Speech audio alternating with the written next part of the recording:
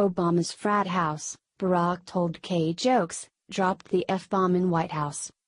David Litt was a White House aide throughout nearly all of former President Barack Obama's presidency, and now, he is revealing what it was really like to work for the 44th president in a new memoir titled "And Thanks, Obama, My Hopey Changey White House Years."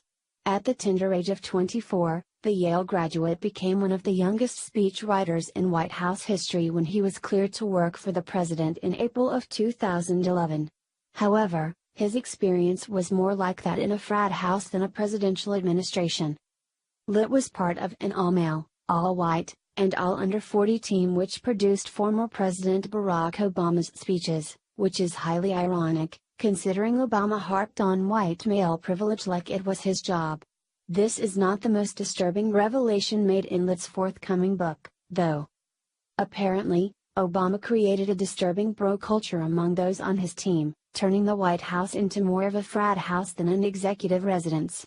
His speechwriters were fond of smoking, drinking, and flaunting their business cards to get women into bed whom they, of course, had no intention of seriously dating. Perhaps even more disturbing, Litt also reveals in his book that Obama was fond of so-called D-jokes.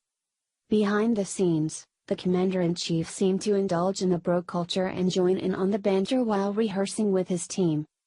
During a run-through of his speech for the 2012 Correspondents' Dinner, one member of his team made a racially loaded joke that referenced the president's manhood. The line alluded to Vice President Joe Biden's remark that POTUS had a big stick when it came to foreign policy. "Let's put it this way, dreams aren't the only thing I got from my father," speechwriter Jeff Nussbaum wrote as a joke. Source: Daily Mail. According to Litt, POTUS laughed so loudly that I secretly hoped he would add the line to the script. However, he explains, a presidential DK joke was a bridge too far during an election year, and the line was scrapped. Apparently, Obama did not cultivate the most professional work environment. This was further evidenced after a rehearsal for the 2015 White House Correspondents' Dinner when the president's team of speechwriters asked if they should return in the morning for another run-through.